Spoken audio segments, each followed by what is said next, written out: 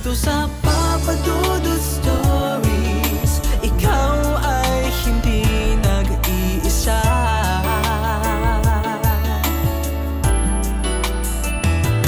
Dito sa Papa Dudut Stories, may nagmamahal sa'yo.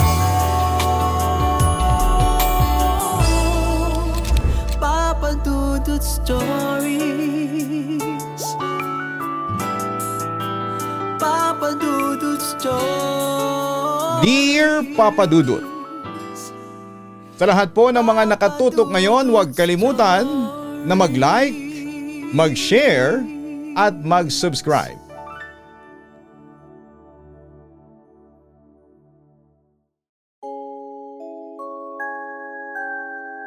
Sana bago mo basahin itong sulat ko ay lakasan mo muna ang loob mo. At sana'y huwag mong iisipin na nasisiraan ako ng bait. Mananahi lamang ako dito sa San Rafael, isang simpleng komunidad dito sa probinsya ng Tarlac. Isang simpleng tao na walang ibang pangarap kundi ang mapalaki ng maayos ang dalawa kong anak. Pero ang totoong kwento kung bakit ako sumulat sa inyo ngayon ay dahil gusto kong iwanan itong salaysay na ito bago tuluyang mawala ang natitirang katinuan ko. Papa Dudut, totoo ang demonyo. Hindi siya parang sa pelikula na lumuluhan ng dugo o lumilipad ang mga kamao. Ang demonyo ay mukhang matanda na amoy lupa, tahimik at may bitbit na bayong. At ang masakit, ako mismo ang nagpapirma sa kanya para pumasok sa buhay namin. Nagsimula ang lahat noong buwan ng Marso, sobrang init sa probinsya natin noon, Papa Dudut. Tuyo ang mga palayan at ang tanging bumubuhay sa amin ay ang lumang makina ng pananahi. Doon kami umaasa ng mga anak kong sina Kiko at si Baby. Si Kiko, 14 na taong gulang, mabait na bata, siyang taga-igib ko ng tubig. Si Baby naman ay 7 pa lamang, bulilit na laging nakakapit sa saya ng asawa ko. Kung hindi lang kami iniwan nung nanganak ako sa kanya, di sana'y masepa kami. Kaya mag-isa lamang talaga akong nagtataguyod sa kanila. Isang gabi biglang nilagnat si Baby. Akala ko nung unay simpleng tipos lang o kaya dahil sa tindi ng init ng panahon.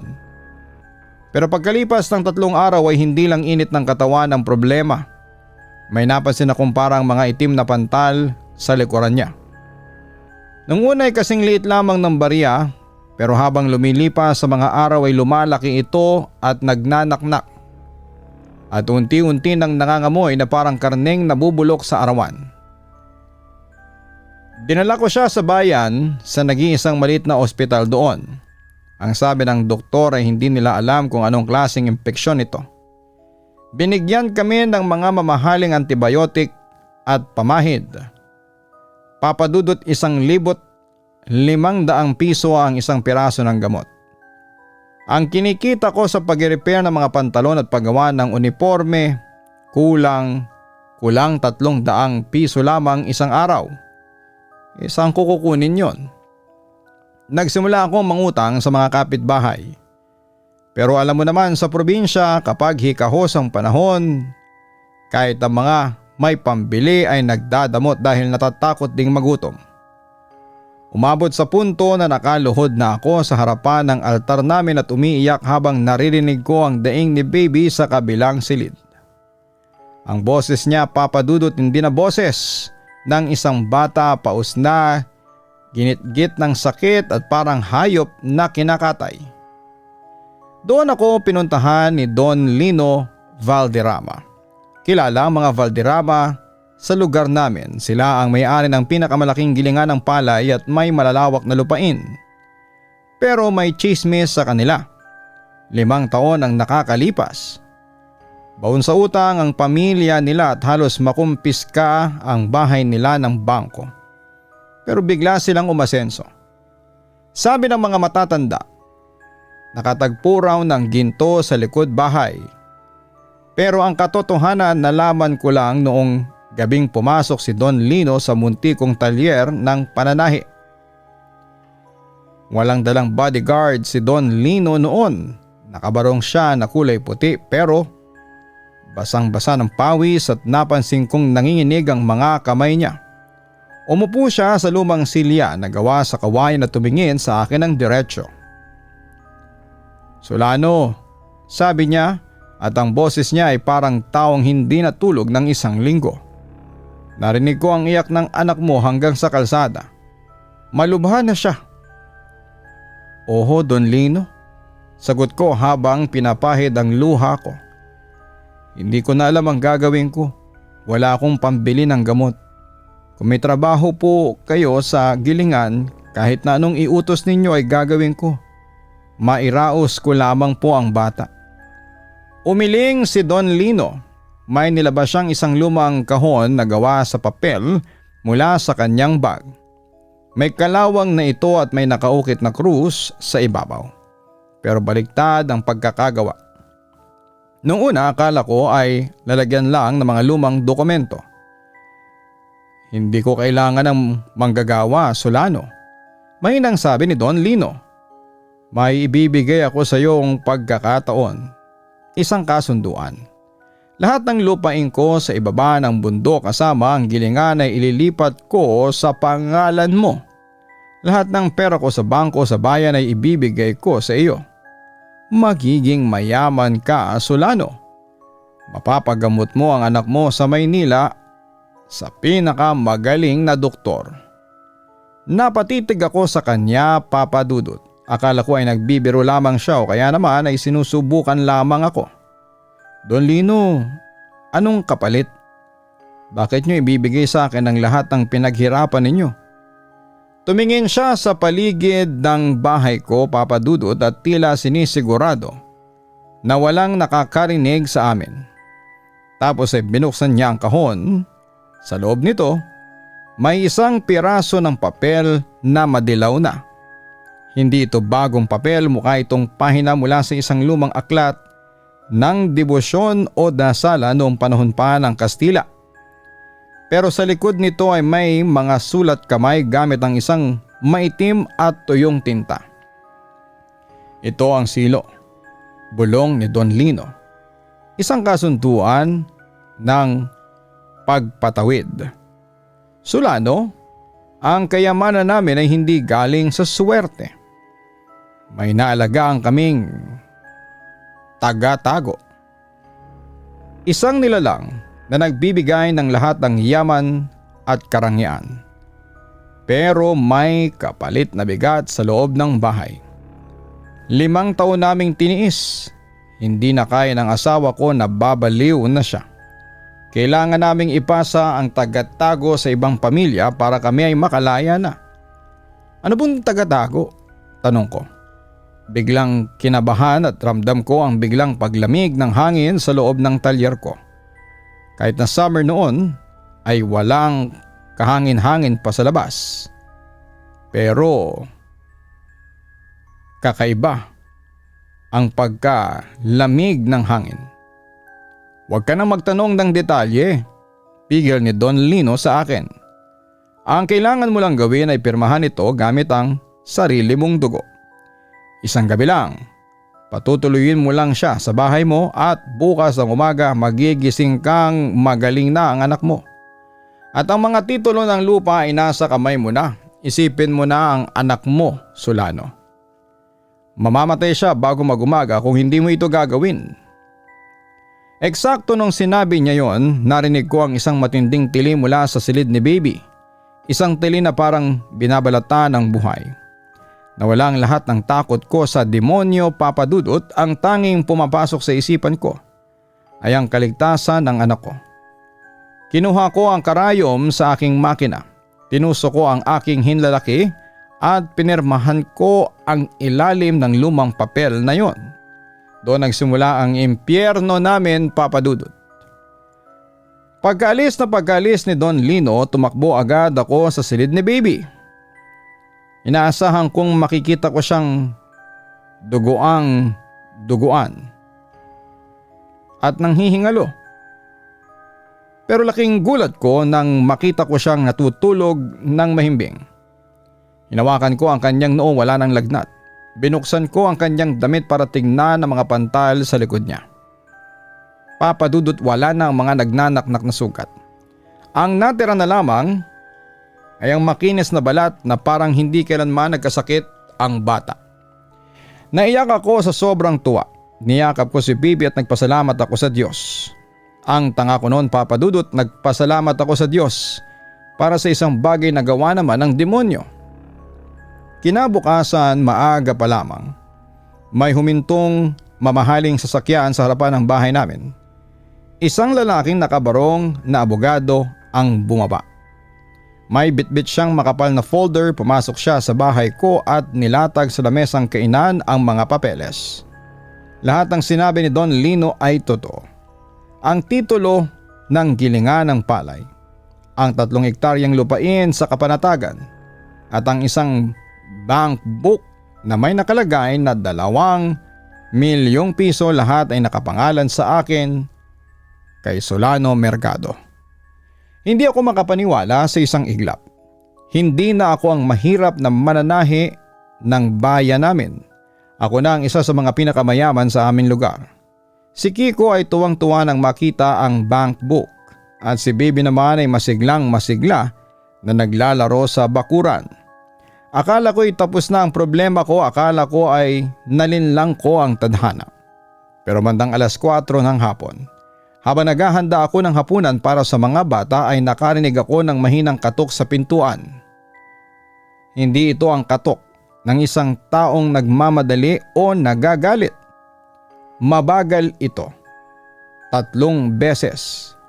Binuksan ko ang pintuan, doon ko nakita ang isang maliit na matandang lalaki. Maliit lamang siya. Siguro mga 5 talampakan lamang ang taas. Nakakamisa de chino siya na kulay abong-abo na sa kalumaan at may mga mantsa ng tuyong putik ang kanyang pantalon. Pinagkakaiba sa kanya ay ang kanyang mga mata, puro puti ang mga ito at walang balintataw o pupil. Bulag siya at sa kanyang kanang kamay ay may bitbit siyang isang lumang bayong na gawa sa dahon ng sasa. Mula sa bayong na yon ay may amoy na pumasok sa loob ng bahay ko.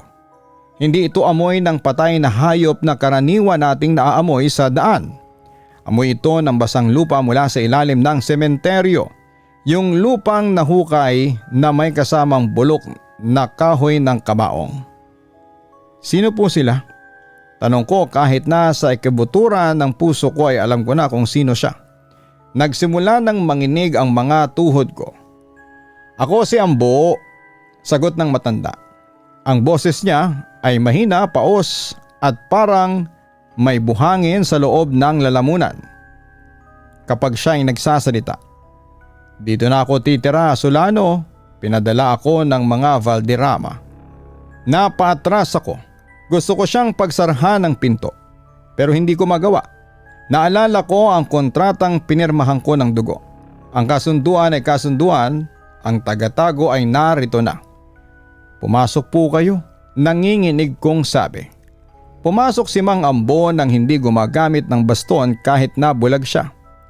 Dire-diretso siya sa pinakasulok ng aming sala. Malapit sa lumang aparador kung saan nakalagay ang mga tela ko. Umupo siya doon sa sahig nang nakabaluktot ang mga tuhod at nilagay ang bayong sa kanyang tabi. Hindi siya gumagalaw. Hindi siya tumitingin sa paligid. Nakatitig lamang ang kanyang mga puting mata sa kawalan. Nang dumating si Kiko galing sa pagbili ng ulam sa labas, natigilan siya nang makita ang matanda. Papa, sino po siya? Bakit ang baho sa loob ng bahay? Huwag kang maingay, Kiko. Bulong ko sa kanya habang hinihila ko siya papasok sa kusina. Kamag-anak siya ng mga Valderrama. Kailangan natin siyang patuloyin dito bilang bahagi ng tulong na ibinigay nila sa atin para kay baby. Huwag mo siyang kakausapin, huwag mo siyang lalapitan. Nang gabing yon ay hindi kami nakatulog ng maayos. Natulog kami ng mga bata sa isang silid, nakasarado ang pinto. Pero mula sa labas ay naririnig namin ang bawat kilos sa sala. Walang ingay ng yabag pero naririnig ko ang mahihinang tunog ng pagbukas at pagsarado ng bayong ni Mang Ambo. At ang mas malala pa ay ang amoy ng lupa na unti-unting pumapasok sa ilalim ng pinto ng silid namin na parang nilulunod kami sa loob ng sarili naming tahanan. Dumaloy ang mga araw, Papa Dudut, at doon ko napatunayan na ang yaman na galing sa demonyo ay may kaakibat na unti-unting pagkasira. Sa labas ng bahay namin, kami na ang tinitingala sa San Rafael. Nakabili ako ng bagong sasakyan, nakapagpagawa ng kaunting pag-renovate sa bahay at ang gilingan ng palay ay tuloy-tuloy ang pasok ng kita.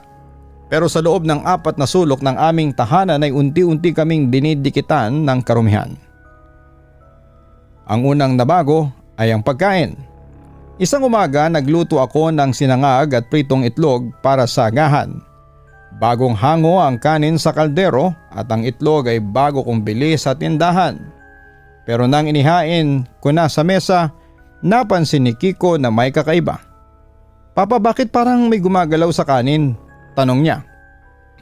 Nang tingnan ko ng malapitan, halos masuka ako, Papa Dudut.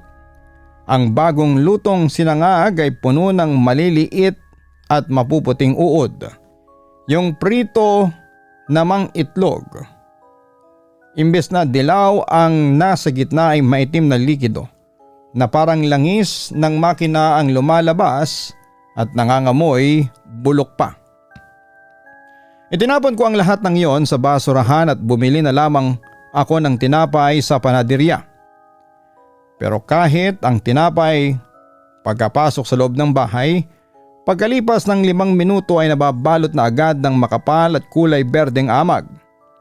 Napilitan kaming kumain sa labas palagi. Pero kahit sang restaurant kami pumunta, tuwing susubo ako, nalalasahan ko ang lupa. Parang may buhangin at dumi ng sementeryo ang bawat pagkaing pumapasok sa bibig ko. Si Baby naman ay nagsimulang mamayat muli, hindi dahil sa sakit kundi dahil ayaw na niyang kumain. At si Mang Ambo ay nandun pa rin siya sa sulok ng sala. Hindi ko siya kailanman nakitang kumain, uminom o pumunta sa banyo. Nananatili siyang nakaupo doon sa loob ng 24 na oras. Pero napansin ko sa tuwing gabi, kapag patay na ang ilaw, naririnig ko siyang bumubulong. Hindi ito Latin, Papa Dudut, hindi ito wikang Banyaga.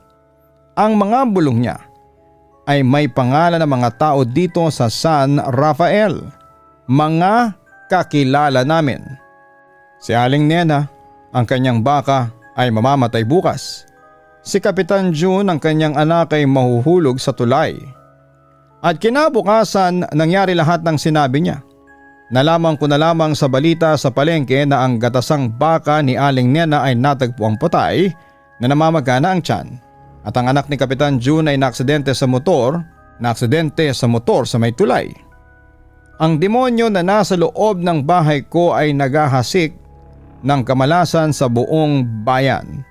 At ang kabayaran ng bawat trahedyang yon ay ang perang pumapasok sa bank book ko. Literal na binabayaran ako ng demonyo mula sa mga dugo at dusa ng mga kapitbahay ko. Nagsimula akong matakot kay Mang Ambo.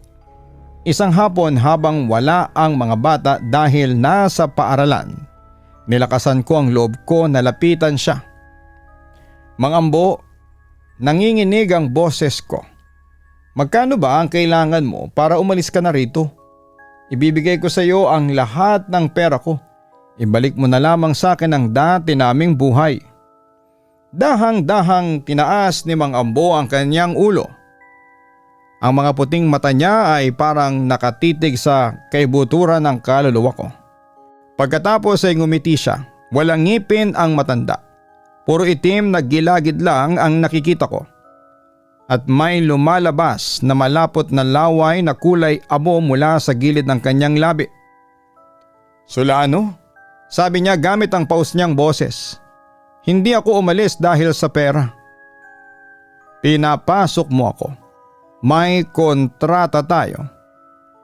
Dito ako mananatili hanggat hindi mo nauubos ang katinoan ng mga anak mo. O kaya naman hanggat hindi mo ako ipinapasa sa iba. Ikaw ang pumili, Solano.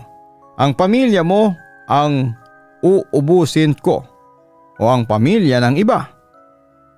Papa Dudut, kung ang pagkasira ng pagkain at ang amoy ng lupa ay kaya ko pang tiisin, ang hindi ko kayang tanggapin ay ang unti-unting pagbabago ng mga anak ko. Doon ko naintindihan ang sinabi ni Mang Ambo na sumasapi ang demonyo sa mismong moralidad ng pamilya. Si Kiko ang unang biktima. Si Kiko ay isang bata na hindi kayang pumatay kahit na ipis. Kapag may nakita siyang pusang gala sa labas, binibigyan niya ito ng pagkain mula sa baon niya. Pero isang gabi ay napansin kong wala siya sa kanyang higaan. Lumabas ako ng silid at hinanap ko siya. Patay ang mga ilaw sa sala maliban sa isang maliit na kandila na nakasindi sa harapan ni Mang Ambo. Nakita ko si Kiko sa likod bahay, malapit sa may balon. May hawak siyang itak. Sa harapan niya may isang maliit na tuta, ang alagang aso ni baby na si Potol. Nakatitig si Kiko sa tuta at ang kanyang mga mata. Papa Dudut, wala silang emosyon. Para siyang isang robot o kaya isang taong natutulog habang naglalakad. Itinataas niya ang itak. Sa takot ko ay sumisigaw ako. Kiko, wag! Tumakbo ako at pinalo ko ang kamay niya para mabitawan ang itak. Tumingin sa akin si Kiko. Hindi siya natakot, hindi siya nagulat at namuhi siya, Papa Dudut.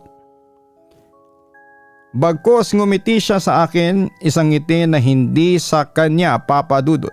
Isang ngiti na katulad ng isang ngiti ng matandang si Mang Ambo sa sala. Papa? Aniya, ang boses niya ay parang mas malalim kesa sa normal niyang boses.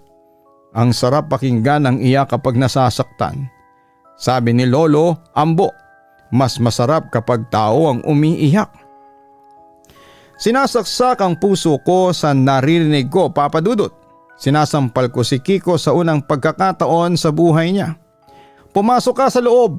Huwag mong kakausapin ang matandang yan. Umiyak si Kiko at tumakbo papasok sa silid niya. Pero hindi doon natapos. Pagkalipas ng ilang araw, si baby naman ang nagbago. Ang 7 taong gulang kong anak na babae na dati laging nagdarasal bago matulog ay ayaw nang tumingin sa altar. Isang gabi nakita ko siyang kinakamot ang kanyang mukha sa harapan ng salamin. Kinakamot niya ito ng napakadiin hanggang sa magdugo ang kanyang mga pisngi. Nang pigilan ko siya, hinarap niya ako. Ang kanyang maliit na mukha ay duguan at ang kanyang mga kuko ay puno ng kanyang sariling laman. Baby, bakit mo ginagawa yan? Sigaw ko habang binubuhusan ko ng tubig ang mukha niya para mahugasan ang dugo. Gusto kong tanggalin ang balat ko, Papa. Sabi ni baby habang tumatawa ng mahina. Sabi ni Lolo Ambo, kapag tinanggal ko ang balat ko ay makikita ko ang totoong ako sa loob. Isang magandang uod.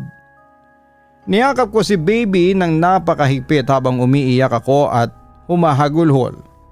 Doon ko napagtanto na unti-unti nang kinakain ng demonyo ang isipan ng mga anak ko. Hindi sila sinasapian na parang sa pelikula na nagwawala, unti-unti silang binabago mula sa loob, ginagawang masama, ginagawang baliw at ang lahat ng ito ay dahil sa kasakiman ko na iligtas si baby noon. Tumingin ako sa sala kung saan ay nakaupo si Mang Ambo. Nararamdaman kong tinatawanan niya ako. Alam niya na talo ako. Alam niya na sa lalong madaling panahon ay mawawalan ako ng mga anak. Hindi dahil sa sakit kundi dahil sila mismo ang tatapos sa sarili nilang buhay o sa buhay ng isa't isa. Hindi ko na kaya, Papa Dudut, ang bahay ko ay naging isang buhay na impyerno. Ang amoy ng lupa ay hindi na lamang sa loob ng bahay, kahit ang mga damit ko, ang balat ko at ang hininga ko ay amoy lupa na rin. Ang mga kapitbahay namin ay umiiwas na sa akin dahil napapansin nila na tuwing dumadaan ako, namamatay ang mga pananim at nagwawala ang mga aso. Nagpa siya akong pumunta sa mansyon ng mga Valderrama sa bayan. Kailangan ko silang kausapin. Kailangan kong malaman kung paano nila natiis ang 5 taong kasama ang nilalang na yon at kung may iba pang paraan para mapalayas si Mang Ambo nang hindi ko kailangang mandamay ng ibang tao. Nang makarating ako sa mansyon ng mga Valderrama, nagulat ako sa nakita ko. Ang malaking bahay na dati ay napakaganda at napakalinis ay mukha ng abandonado. Ang mga halaman sa bakuran ay tuyong-tuyo na at sunog, kahit na hindi naman tagtuyot sa bayan ngayon. Ang mga bintana ay natatakpan ng makakapal na kurtina na kulay itim. Kumatok ako sa gate, matagal bago binuksan ng isang lumang katiwala. Nang makilala niya ako ay pinapasok niya ako ng walang kibo. Sa loob ng mansyon ay sinalubong ako ni Don Lino, pero hindi na siya ang prestihiyosong mayaman na kilala ko. Sobra siyang damaya at halos lumabas na ang mga buto sa kanyang muka at ang kanyang mga mata ay lubog na lubog. Ang kanyang barong ay marumi na at may mga punit pa. "Solano?" Mahinang sabi niya, ang boses niya ay parang galing sa ilalim ng lupa. "Bakit ka nandito?" "Don Lino," sabi ko, lumuhod ako sa harapan niya.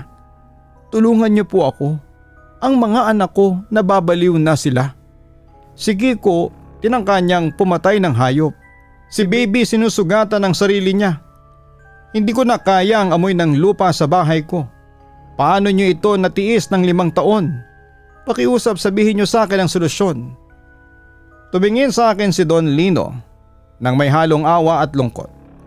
Umupo siya sa isang lumang sofa na punong-puno ng alikabok. "Walang ibang solusyon, Solano," sagot niya. "Sinabi ko na sa iyo nung una. Ang silo ay isang kontrata ng pagpatawid. Ang demonyo ay hindi aalis dahil pinalayas mo siya ng dasal o ng krus. Natatawa lang siya sa ganyan. Ang tanging paraan para makalis siya sa bahay mo ay kung may ibang tao na pipirma sa papel gamit ang kanyang dugo, kapalit ng lahat ng yaman mo. Pero 5 taon niyo siyang kasama." Sigaw ko. "Paano niyo natagalan?" Umiyak si Don Lino, isang iyak ng isang taong nawala na ng kaluluwa. "Natiis namin dahil sinakripisyo ko ang panganay kong anak. Hinayaan kong kunin ng taga at tago ang kanyang isipan. Noong 3 taon namin ay nagbigti ang anak ko sa mismong kwarto niya. At ang asawa ko naman ay nasa loob ng kwarto ngayon, nakatali sa higaan dahil kinakain niya ang kanyang sariling mga daliri tuwing gabi. Solano, hindi namin sila nailigtas. Kaya kami nagmadali na ipasa sa iyo ang tagatago dahil kung hindi, ang buong pamilya namin ang mamamatay." Napatayo ako sa takot. Ibig sabihin, nilinglang niyo ako. Alam niyo na mangyayari ito sa mga anak ko. "Desperado ako, Solano," sigaw din ni Don Lino habang hinahawakan ang kanyang ulo. "Gusto kong isalba ang natitirang buhay ko at ng asawa ko. Sa mundong ito, para mabuhay ka ay kailangan mong pumatay ng iba. Yan ang batas ng silo, yan ang gusto ng demonyo. Ang makita tayong mga tao na nag-aaway, nagpapasahan ng sumpa at nagiging halimaw para lamang sa sarili nating kaligtasan." Umalis ako sa mansyon ng mga Valderrama na umiiyak at sumisigaw, papadudot. Napagtanto ko ang malaking katotohanan. Ang demonyo ay hindi naghahanap ng kaluluwa natin pagkatapos nating mamatay. Gusto niya tayong gawing katulad niya habang buhay pa tayo. Gusto niya tayong maging marumi, walang awa at handang magtaksil sa kapwa para lamang mabuhay. Pag-uwi ko sa bahay, nadatnang ko ang isang eksena na hinding-hindi ko malilimutan habang buhay. Ang sala ay madilim pa rin at si Mang Ambo ay nandun pa rin sa kanyang sulok. Pero sa harapan niya, nakaupo si Kiko at Baby. Hawak-hawak nila ang kamay ng isa't isa at pareho silang nakatitig sa matanda. Ang kanilang mga mata, papadudot, ay nagsisimula ng maging maputi. Ang balintatao ng kanilang mga mata ay unti-unting nawawala at pinapalitan ng kulay abong parang sa bulag. Mula sa bayong ni Mang Ambo may lumabas na mahabang itim na uod na gumagapang patungo sa paa ni Baby. At si Baby imbes na matakot ay ngumingiti lang habang hinahayaan ang uod na umakyat sa kanyang binti. "Kiko, Baby!" Sumigaw ako at tumakbo sa kanila, Papa Dudut. Hinablot ko silang dalawa at pinalayo ko kay Mang Ambo. Pumasok kami sa kwarto ko at nilako ang pintuan. Hinarangan ko ito ng malaking aparador para walang makapasok. Niyakap ko silang dalawa. Nanginginig sila at ang kanilang mga balat ay napakalamig, parang balat ng bangkay. "Papa, bulong ni Kiko," sabi ni Lolo Ambo bukas ng gabi. "Sasama na kami sa kanya sa loob ng bayong. Doon daw sa loob walang sakit, walang gutom, puro lupa lang." Hindi kayo sasama sa kanya." Iyak ko habang hinahalikan ko ang kanilang mga noo. "Ililigtas kayo ni Papa. Gagawang ko ng paraan." Naupo ako sa sahig ng kwarto habang natutulog ang dalawa kong anak sa higaan. Alam ko na kung anong kailangan kong gawin, Papa Dudut. At ito ang dahilan kung bakit magiging kontrobersyal ang sulat na ito at kung bakit maaring kamuhian ako ng buong mundong makakarinig nito. Para mailigtas ko si Kiko at Baby ay kailangan kong maging demonyo. Kailangan kong hanapin ang pinakamahirap, pinakadesperado at pinakakawawang pamilya dito sa lugar namin, yung katulad ko noong nakaraang buwan na walang wala at handang gawin ang lahat para sa pera. Inilabas ko ang lumang kahon ng bakal na ibinigay sa akin ni Don Lino. Sa loob nito ay nandun pa rin ang silo, ang pahina ng lumang debosyon na may pirma ng dugo ko at ni Don Lino. At kasama nito ang mga bago kong titulo ng lupa at ang bank book na may ₱1,000,000. May naisip na akong pamilya, si Teresa. Si Teresa ay isang byuda na nakatira sa dulo ng baryo namin malapit sa Sapa. May 4 siyang maliit na mga anak at ang kanyang kubo ay halos gumuho na dahil sa kalumaan. 1 linggo nang nakakalipas nang mabalitaan kong ang kanyang panganay na anak ay may malubhang sakit sa puso at nangangailangan ng malaking halaga para sa operasyon sa Maynila. Araw-araw siyang umiiyak sa harapan ng simbahan at nanghihingi ng limos. Siya ang susunod kong biktima. Lilikhain ko ang parehong senaryo na ginawa sa akin ni Don Lino. Pupuntahan ko si Teresa bukas ng gabi. Ipapakita ko sa kanya ang milyong pera at ang mga titulo ng lupa. Sasabihin ko sa kanya na ibibigay ko ang lahat ng ito sa kanya basta pirmahan niya ang silo gamit ang kanyang dugo. At patutuloyin niya si Mang Ambo sa kanyang kubo kahit na 1 gabi lang. Alam kong papayag siya, Papa Dudut, dahil ang isang ina o ama na desperadong isalba ang kanyang anak ay hindi mag-iisip ng lohika. Kakapit siya kahit sa patalim, kahit pa sa demonyo. At kapag pumirma si Teresa, si Mang Ambo ay aalis sa bahay ko at lilipat na sa kubo nila. Ang mga anak ko ay babalik na sa normal at ako naman ay magiging malaya. Pero ang pamilya ni Teresa naman ang unti-unting mabubulok, mababaliw at uubusin ng taga-tago. Papadudot, bago ko isagawa ang plano kong ito bukas ng gabi ay tinatapos ko na itong sulat ko sa inyo. Pinapadala ko ito sa pamamagitan ng isang katiwala na pinagkakatiwalaan ko kasamang utos na ihulog ito sa post office sa bayan. Gusto kong malaman mo at ang lahat ng mga nakikinig sa programa mo na ang totoong takot sa mundong ito ay hindi ang multo na nagpapakita sa dilim. Ang tunay na takot ay ang gabi-gabing desisyon ng mga taong mayayaman at makapangyarihan na ipasa ang kanilang dusa at demonyo sa mga mahihirap para lamang mapanatili ang kanilang marangyang buhay. Ilang pamilya na kaya sa Pilipinas ang may hawak ng silo? Ilang malalaking negosyo, politiko o may-ari ng lupa ang may nakaupong mang-ambo sa sulok ng kanilang mga mansyon, habang ang mga mahihirap ang nagbabayad ng parusa sa pamamagitan ng kanilang mga buhay at katinuan Patawarin ako ng Diyos sa gagawin ko kay Teresa at sa kanyang mga anak. Alam kong impyerno ang bagsak ko kapag namatay na ako. Pero hanggat buhay ako, gagawin ko ang lahat para protektahan si Kiko at si Baby. Kahit na ang kapalit nito ay ang pagiging isang ganap ko ng halimaw. Kung sakaling mabalitaan mo sa mga susunod na araw na ang pamilya ni Teresa ay biglang yumaman at pagkatapos ay sunod-sunod na nabaliw o nagpakamatay ay huwag kang magtaka. Papa Dudut, alam mo na kung sino ang may kasalanan. Alam mo na kung kanino galing ang tagatago na nasa loob ng kanilang bahay. Huwag mo sanang kalilimutang ipagdasal ang kaluluwa ng mga anak ko. Dahil ang kaluluwa ko ay matagal nang patay mula noong gabing pumirma ako ng silo. Hanggang dito na lamang po ang kwento ko. Muli magandang gabi, magandang araw po sa inyong lahat.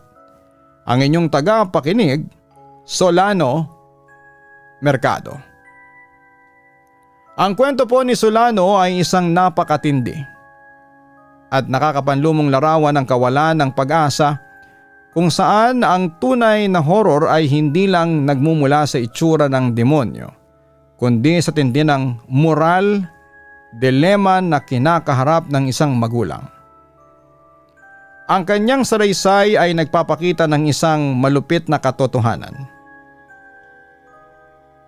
na kung minsan ang matinding kahirapan at ang bulok na sistema ay nagtutulak sa mga tao na maging halimaw din para lamang maisalba ang kanilang mga mahal sa buhay.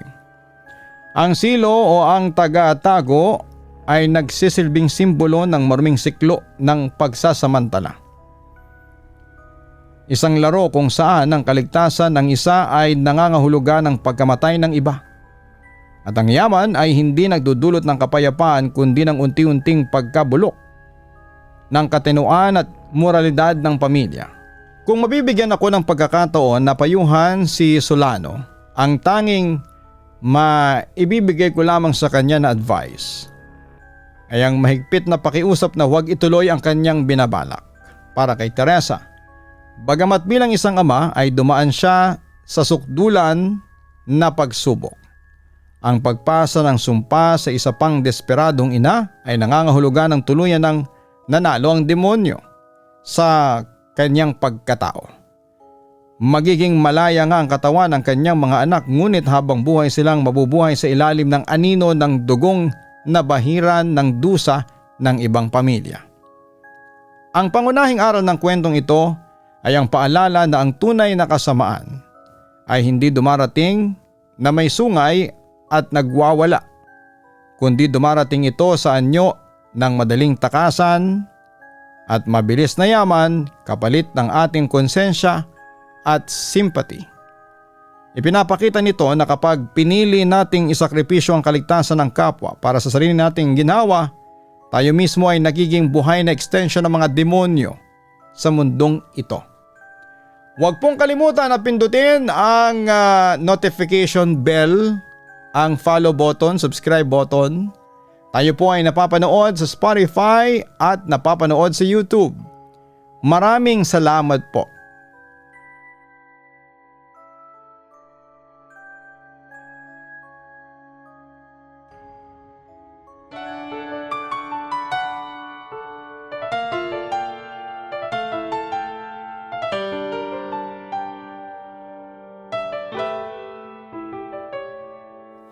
Ang buhay ay mahiwaga, laging may lungkot at saya. Sa Papa Dudut Stories, laging may karamay ka.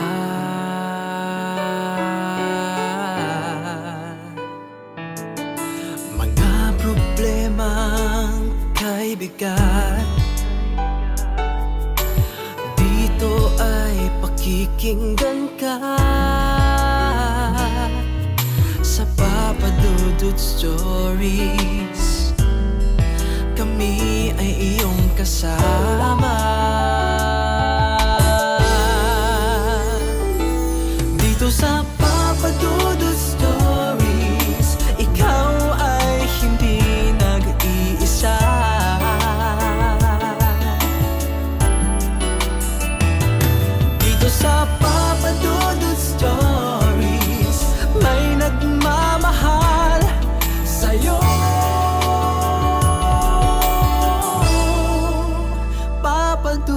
Stories.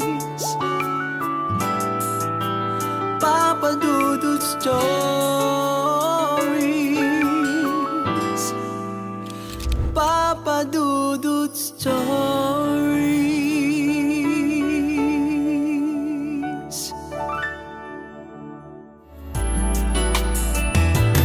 Dito sa Papa Dudut Stories, may nagmamahal sa'yo. Papa Dudut Stories.